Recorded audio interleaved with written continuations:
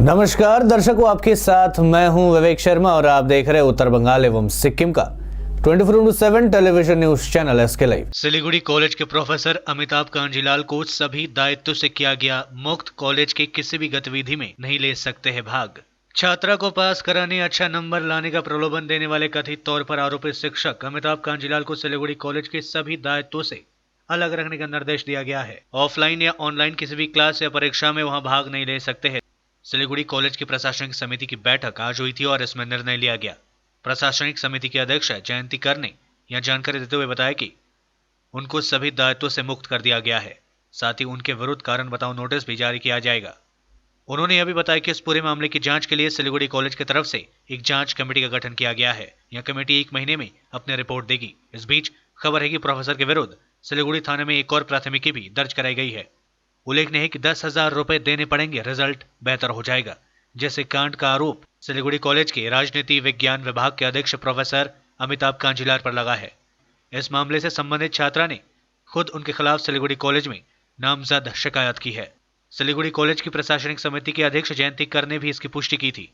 इस मामले पर विचार विमर्श कर आवश्यक कार्रवाई के लिए आज बैठक हुई थी। गौरतलब है कि आरोपोक्त मामले का ऑडियो क्लिप का 3-4 दिनों में सोशल मीडिया पर काफी वायरल हो रहा है। उसी के बाद से इस मामले में तूल पकड़ा है। কন্ট্রোলার অফ এক্সামিনেশন থেকে আমাদের কাছে যে গাইডলাইন এসছে সেই গাইডলাইন অনুযায়ী আমরা ওনাকে আমাদের কলেজের সমস্ত রকম কার্যপ্রণালী থেকে অর্থাৎ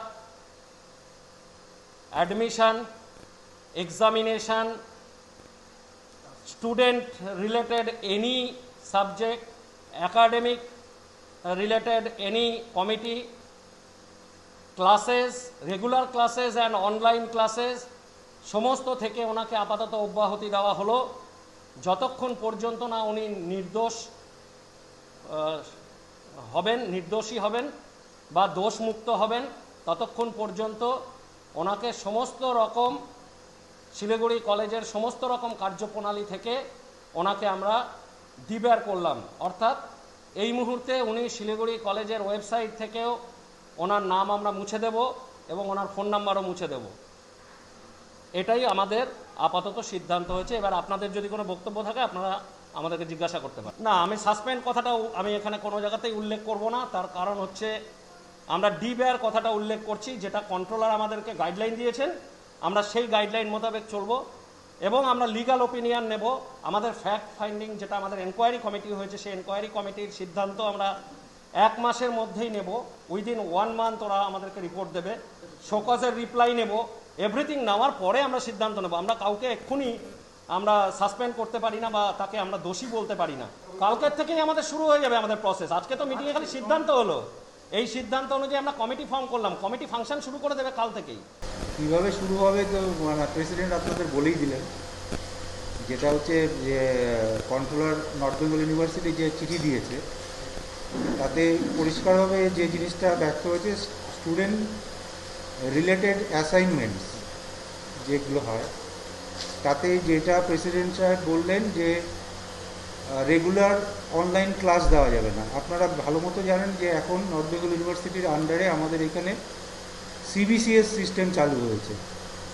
সিবিসিএস সিস্টেমে একটা আছে কন্টিনিউয়াস ইভ্যালুয়েশন প্রসেস, যেটা সারা বছর ধরে একটা স্টুডেন্টকে একটা টিচার ইভ্যালুয়েট করে একটা মার্কস দেয়। তো কন্ট্রোলারের চিঠিতে যেটা বলা আছে, কোনো রকম এক্সামিনেশন রিলেটেড বা স্টুডেন্ট রিলেটেড কোনো অ্যাক্টিভিটিসে তাকে ইনভলভ করা যাবে না। সুতরাং সেক্ষেত্রে গভর্নিং বডি সিদ্ধান্ত নিয়েছে যে অনলাইন এবং অফলাইন যে ক্লাস হয় সেখানে তাকে যুক্ত রাখা যাবে না। এটা হচ্ছে শিলিগুড়ি কলেজের গভর্নিং বডির সিদ্ধান্ত। 2 নম্বর হচ্ছে যে আমাদের যেহেতু শিলিগুড়ি কলেজের যে ঘটনাটা এসছে কমপ্লেন আকারে, সেটার সত্যতা যাচাইয়ের জন্য आज यानी मंगलवार से खुलेगा मुंजाई चाय बागान। श्रमिकों के चेहरे खिले त्रिपक्षीय बैठक में लिया गया निर्णय। 18 सितंबर तक श्रमिकों के बकाये वेतन का 50% होगा भुगतान। 21 महीने तक बंद रहने के बाद आखिरकार अलीपुरद्वार जिले के मादरेहाट के मुंजाई चाय बागान आज अर्थात मंगलवार से दोबारा खोलने जा रहा है। मादरेहाट के बेरपाड़ा ब्लॉक में स्थित मुंजाई चाय बागान 2018 के दिसंबर महीने के बाद बंद हो गया था। बागान बंद होने के बाद यहाँ काम कर रहे करीब 1000 श्रमिक बेरोजगार हो गए। उनके लिए अपने परिवार का भरण पोषण मुश्किल हो गया। इससे पहले चाय बागान खोलने को लेकर श्रमिकों की ओर से कई बार आंदोलन किया गया। आखिरकार कल सोमवार को हुई त्रिपक्षीय बैठक में मुंजाई चाय बागान खोलने का निर्णय लिया गया। बैठक में आज यानी मंगलवार से चाय बागान खोलने पर सहमति बनी है। इसके साथ ही बैठक में श्रमिकों के बकाया वेतन का 50% 18 सितंबर तक प्रदान किए जाने का ऐलान किया गया। श्रमिक संगठन सीटू के अलीपुरद्वार के जिला सचिव विकास मोहाली ने बताया कि लंबे समय तक बंद रहने के बाद अलीपुरद्वार जिले के मादरेहाट का मुंजाई चाय बागान आज से खुल रहा है। इसके साथ ही उन्होंने राज्य सरकार से जिले के बंद पड़े चाय बागानों को खोलने की दिशा में पहल करने का आह्वान किया। হ্যাঁ, এটা তো বন্ধ বাগান নিয়ে দীর্ঘদিন আমরা সিআইটি থেকে এটা আন্দোলন করে আসছি, বন্ধ বাগানগুলো খুলতে হবে। হ্যাঁ, সেটাই নিয়ে আজকে শিলিগুড়ি অ্যাডিশনাল লেবার কর্পোরেশন ওইখানে মিটিং ছিল, ত্রিপাক্ষিক মিটিং ছিল, ওইখানে ফয়সলা হয়েছে, ভালো হয়েছে। এই যে বাগান খোলা আগামীকাল থেকে বাগানটা খুলবে আর কি, মুজনাই বাগান। আর এখানে সিদ্ধান্ত হয়েছে যে 7 দিনের মধ্যে শ্রমিকদের 15 দিনের পেমেন্ট মিটিয়ে দেওয়া হবে। তারপরে আবার সেখানে যে 27 জন যে ওয়ার্কার ছিল তাদের 10 মাস অবধি 10 মাসের পেমেন্ট ওদের বাকি ছিল, সেই পেমেন্টও মিটিয়ে দেওয়ার ওইটা সিদ্ধান্ত হয়েছে। আর সামনে যে বোনাস আছে, বোনাস নিয়ে যেটা আমাদের ইন্ডাস্ট্রিয়াল হিসাবে যেটা বোনাস চুক্তি হয়, মিটিং হয়, সেভাবে বোনাস নিয়ে ওইটা মিটিংয়ে ওইটা ফেসলা হবে বোনাস নিয়ে। আর আমরাও খুশি যেহেতু এই দীর্ঘদিন পরে বাগানটা খুললো, এটা ভালো একটা দিক। কিন্তু এখন কতদিন চালায়, কীভাবে চালায় মালিকরা, সেটাকে সরকার একটা নজর দিক ভালোভাবে। যেহেতু আরও কয়েকটা আমাদের জেলায় চা বাগান বন্ধ আছে, পাশেই এখানে বীরপাড়া বন্ধ আছে, একলাপাড়া বন্ধ আছে, বান্দাপানি বন্ধ আছে, কালচিনি রায়মাটন বন্ধ আছে, মধু বন্ধ আছে, বর্ষা বন্ধ আছে। এটাও সমস্ত বাগান বন্ধ বাগান যেগুলো আছে সেটা অবিলম্বে খোলবার ব্যবস্থা রাজ্য সরকার কেন্দ্র সরকারকে করতে হবে। भारत में कोरोना वायरस की रफ्तार थमने का नाम नहीं ले रही है। पिछले 24 घंटे में दर्ज किए गए 83,809 नए मामले। देश में सक्रिय मामलों की संख्या हुई 9,90,061। भारत में कोरोना वायरस के महामारी के कारण संकट का दौर चल रहा है। आए दिन कोरोना वायरस के केसेस बढ़ते जा रहे हैं। सरकार के द्वारा तमाम कदम इस महामारी से लोगों को बचाने के लिए उठाए गए हैं, लेकिन अनलॉक के दौरान जनता में बेफिक्री के कारण कोरोना का प्रकोप लगातार बढ़ता चला गया। इसी क्रम में भारत में पिछले 24 घंटे में कोविड-19 के 83,809 नए मामले सामने आए और 1,054 लोगों की मौतें हुई। इसके साथ ही देश में कोरोना वायरस से संक्रमित लोगों की संख्या बढ़कर 49,30,237 हो गई है, जिनमें से 9,90,061 एक्टिव केसेस है। इसके अलावा 38,59,400 लोग अस्पतालों से डिस्चार्ज किए जा चुके हैं और देश में 80,776 लोगों की अब तक मौतें हो चुकी है। देश में रिकवरी रेट 78.28% है और मृत्यु दर 1.64% रही है। Indian council of medical research ICMR के अनुसार कोविड-19 के लिए 14 सितंबर तक 5,83,12,273 नमूनों का परीक्षण किया गया है। इनमें से 10,72,845 नमूनों का परीक्षण कल ही किया गया। 3 लाख रुपए के ब्राउन शुगर के साथ 3 गिरफ्तार। भारत भूटान सीमा पर बसे अलीपुरद्वार जिले के जयगांव से पुलिस ने करीब 3 लाख रुपए मूल्य के ब्राउन शुगर के साथ 3 लोगों को गिरफ्तार किया है। पुलिस सूत्र के अनुसार खुफिया जानकारी के आधार पर कल रात जयगांव थाने की पुलिस ने छोटा मचिया बस्ती निवासी मजबूल इस्लाम के घर में छापेमारी की। पुलिस ने उसके घर से 300 ग्राम ब्राउन शुगर के साथ 3 लोगों को गिरफ्तार किया। इनके नाम मजबूल इस्लाम, रफीकुल मियां एवं भगीरथ बर्मन है। ये सभी जयगांव इलाके के रहने वाले हैं। सभी आरोपियों को जलपाईगुड़ी अदालत में पेश किया गया। पुलिस आरोपियों से पूछताछ कर घटना की जांच शुरू कर दी है। एंटी हिंदू आरोप के बाद पश्चिम बंगाल की मुख्यमंत्री ममता बनर्जी ने चला ब्राह्मण दाव। पुजारियों और हिंदी भाषियों के लिए खुला पिटारा। पश्चिम बंगाल विधानसभा चुनाव से पहले वोट बैंक की राजनीति तेज हो गई है। बंगाल में सियासी हिंसा के बीच मुस्लिम तुष्टीकरण की राजनीति और हिंदू विरोधी आरोपों से घिरी ममता बनर्जी ने ब्राह्मण दाव चल दिया है। बंगाल के ब्राह्मण और हिंदी भाषियों को लुभाने के लिए ममता सरकार ने सोमवार को बड़ा ऐलान किया। ममता सरकार ने राज्य के 8,000 से अधिक गरीब सनातन ब्राह्मण पुजारियों को 1,000 रुपए मासिक भत्ता और मुफ्त आवास देने की घोषणा कर दी। दरअसल बंगाल में सियासी हिंसा को लेकर कुछ दिन पहले ही बीजेपी अध्यक्ष जेपी नड्डा ने ममता बनर्जी पर हिंदू विरोधी होने का आरोप लगाया था। अल्पसंख्यकों के प्रति झुकाव को लेकर ममता सरकार पर पहले भी आरोप लगते आए हैं, लेकिन ब्राह्मण कार्ड खेलकर अब ममता ने विपक्ष के आरोप का जवाब दिया है। राज्यसभा में कंगना रनौत का नाम लिए बिना जया बच्चन ने जमकर साधा निशाना। बोली जिस बॉलीवुड से नाम कमाया उसे ही गटर बोल रहे हैं कुछ लोग।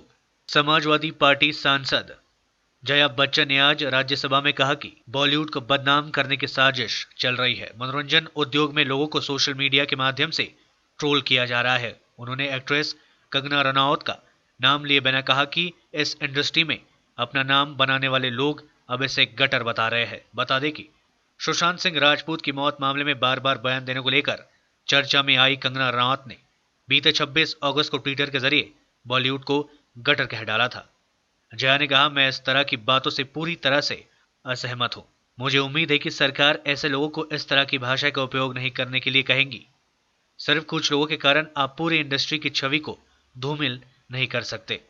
गोरखपुर के सांसद रविकिशन का नाम लिए बिना उन्होंने कहा कि मुझे शर्म आती है कि कल लोकसभा में हमारे एक सदस्य जो फिल्म उद्योग से है उन्होंने इसके खिलाफ बात की। यहाँ शर्म की बात है। लेते छोड़ा सा ब्रेक, फिर मिलेंगे ब्रेक के बाद। आजादी से शुरू हुआ स्वदेशी अभियान, गांव गांव में बिजली आई, रोशन हिंदुस्तान, मंगल तक भी जा पहुंचा स्वदेशी मंगलयान। तो फिर क्यों ना हो हिंदुस्तानी अपना सब सामान, हम बदलेंगे तभी तो बदलेगा ये हिंदुस्तान। सूर्या, आत्मनिर्भर भारत की पहचान। अपने सपनों को संजोने के लिए ओम डेवलपर्स लेके आया है Shri Shyam farm house villa, जिसकी पहली फेज के सभी प्लॉट्स बिक चुकी हैं और दूसरे फेज की बुकिंग और रजिस्ट्रेशन है चालू। प्लॉट की साइज है 3 से 6 कट्ठा तक, तो देर किस बात की, अभी फोन उठाइए और बुक कीजिए। Shri Shyam farm house villa, Phulbari. Contact number 9609784045 या 9733036000। बहुत जल्द इसके तीसरे फेज की प्लॉट भी लॉन्च होने जा रही है। Wonderful place of education. ICFI University, Sikkim. Committed and dedicated faculty, career-oriented programs, comprehensive mode of learning, vibrant campus life, extracurricular and co-curricular activities, cultural programs will give you wings to your creative thoughts. Enter with aspiration, get educated with inspiration, acquire a wonderful career with perfection.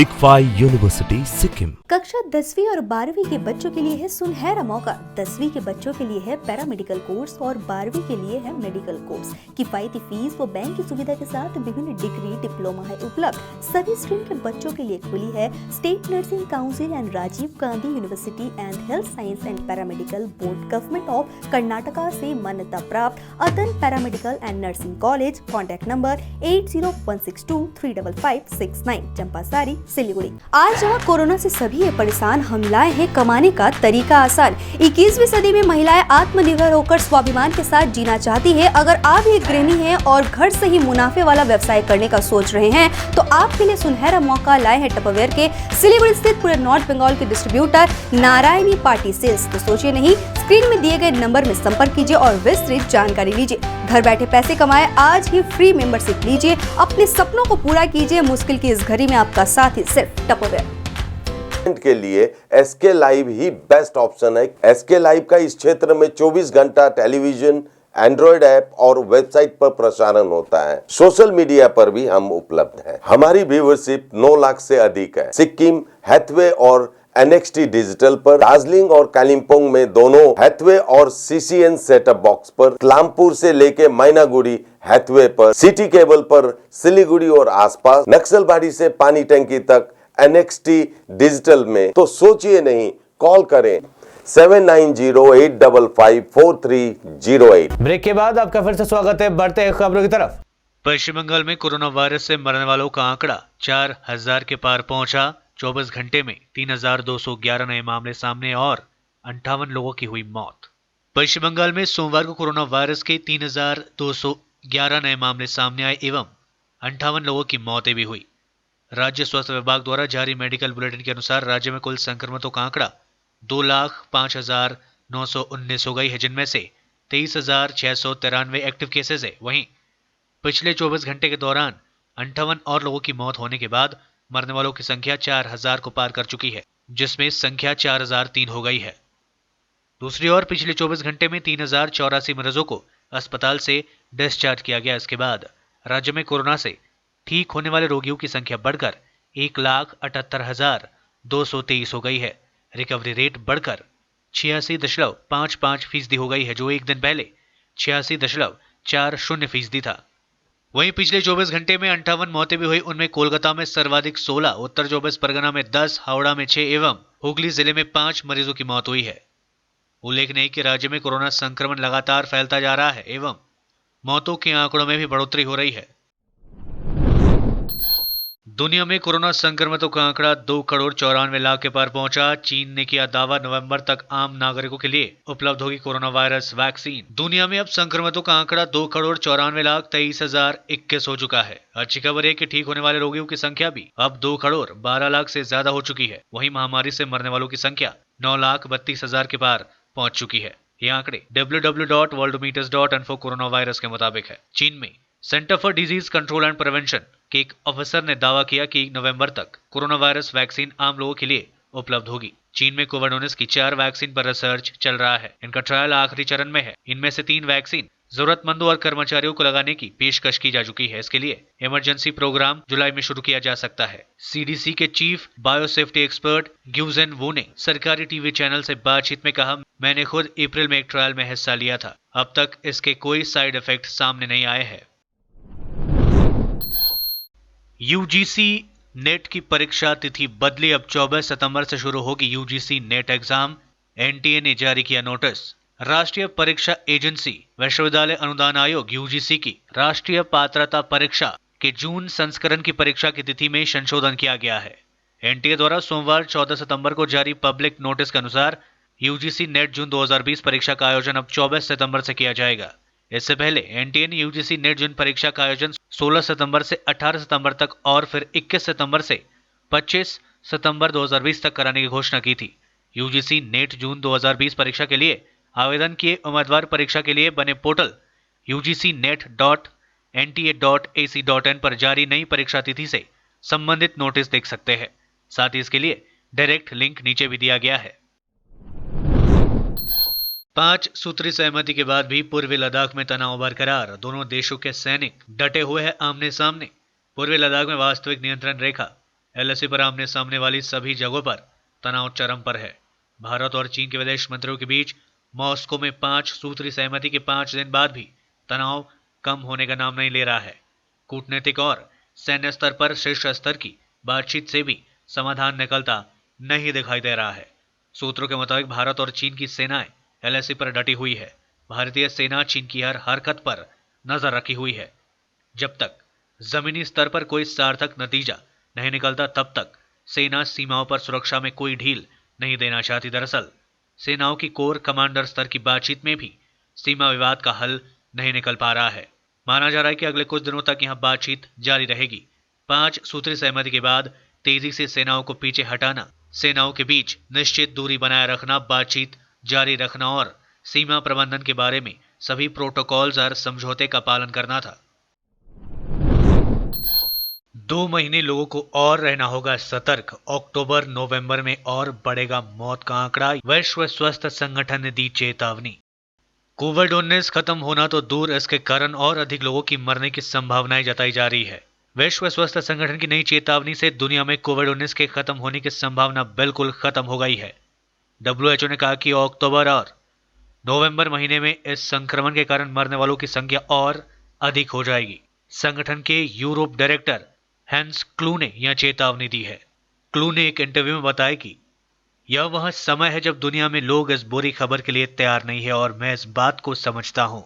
साथ ही उन्होंने कहा कि वे सभी देशों को जल्द ही positive message देना चाहते हैं कि महामारी खत्म होने जा रही है।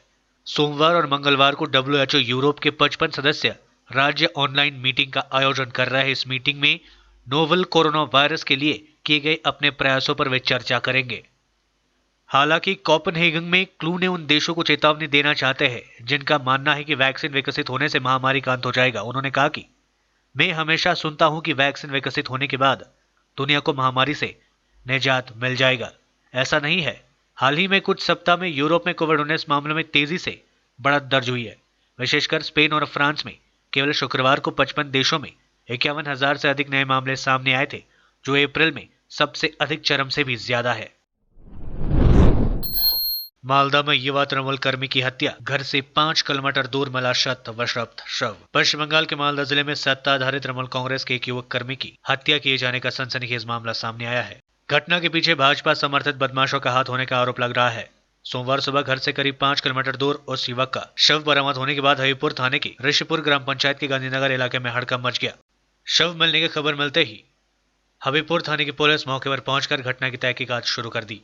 पुलिस ने शव को पोस्टमार्टम के लिए मालदा मेडिकल कॉलेज व अस्पताल भेजकर घटना की जांच शुरू कर दी है। पुलिस ने बताया कि मृतक की शिनाख्त सुबोध परमानी के रूप में की गई है। वह श्रीरामपुर ग्राम पंचायत के गौड़ी गांव का रहने वाला था। हर रोज की तरह रविवार दोपहर वो अपने खेत गया था। इसके बाद उसका कोई अता पता नहीं चला। उसका मोबाइल भी स्विच ऑफ आ रहा था। देर रात तक उसकी तलाश जारी रही। सोमवार सुबह गांधीनगर इलाके में कुछ लोगों ने खून से लथपथ उसका शव देखा और पुलिस को इसकी खबर दी। प्राथमिक जांच के बाद पुलिस ने कुल्हाड़ी से या किसी धारदार हथियार से उसके सिर पर वार कर हत्या करने की आशंका जताई है। उसके सिर एवं माथे पर आघात का निशान है। स्थानीय लोगों ने बताया कि सुबोध परमानी हबीबपुर ब्लॉक की युवा तृणमूल कांग्रेस के सक्रिय सदस्य थे।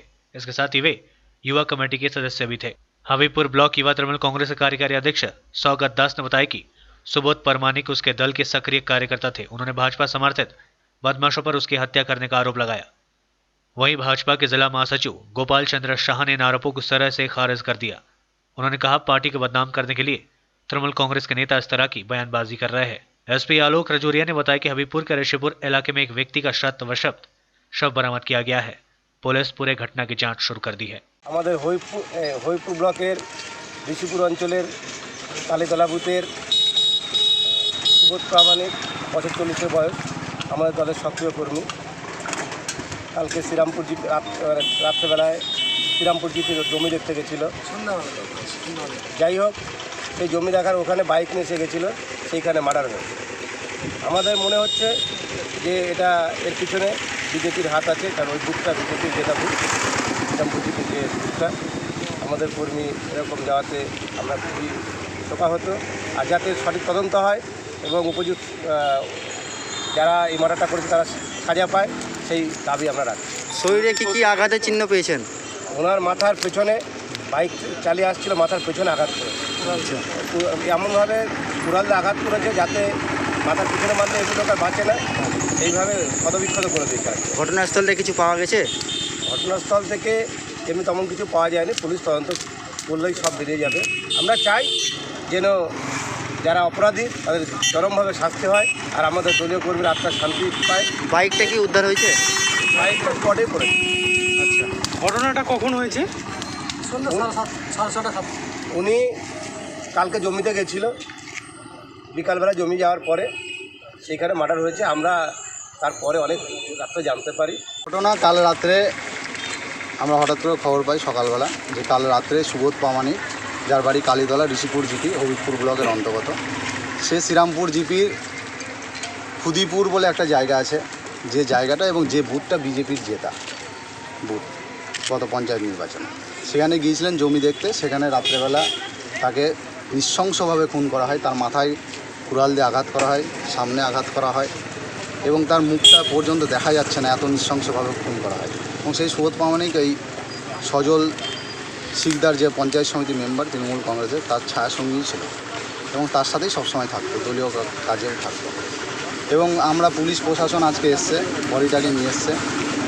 যদি এটা মার্ডার না হয়, যদি ছিনতাইয়ের ব্যাপার থাকতো তাহলে ওর পাসটাও ছিল, তাহলে এটা তার সাথে, সে এমন একটা ছেলে, তার সাথে কোনো রকম ঝগড়া নেই, ঝাঁটি নেই, তার সাথে কোনো ঝামেলা নেই, তার সাথে কোনো রকমের দলীয় অন্য কোনো আক্রোশও নেই। স্বাভাবিকভাবে দলীয় আক্রোশবশত কালকে ঠান্ডা মাথায় তাকে খুন করা হয়েছে এবং এর সাথে জড়িত এই বাংলা দাঙ্গাকারী দল বিজেপি। কারণ হচ্ছে আমরা জানি যে অবস্থায় এখন দেউলিয়াপনা চলছে, ওরা পশ্চিমবঙ্গে যেভাবে বিজেপি ছেড়ে তৃণমূল কংগ্রেসে আসছে সমস্ত কর্মীরা, সেই জন্য আজকে তাদের মাথাটা খারাপ। বাবা দুপুরের দিকে ঘুমিয়েছিল, তখন জমি গেল জমির কাজে। হ্যাঁ, সন্ধ্যা লেগে গেছিলো, তো বাড়ি থেকে খোঁজ নিচ্ছিল যে এত রাত্রে হলে তো আসছে না কেন। তো আমাকে বললো মা যে তোর বাবাকে ফোন করে। তখন আমি ফোন করি, মানে ফোন রিসিভ করে না, মানে রিং হয় রিসিভ করে না, সারা রাত এরকম করতে থাকে। ভোর আবার 3:30টার দিকে উঠলাম, তখন আবার কলের চেষ্টা করি, রিং হয় কিন্তু আবার ফোন তুলি। তখন সকালবেলা ভাবলাম যে ওদিকে যাবো বানপুরের দিকে, যে কী হয়েছে না হয়েছে। তখন খেতে বসেছিলাম আমি, আর একটা ছেলে এসে বললো যে এরকম হয়েছে, দিয়ে গেলাম। आज के लिए बस इतना ही और मुझे दीजिए इजाजत और देखते रहिए SK लाइव, आपका समय आपकी खबर। धन्यवाद।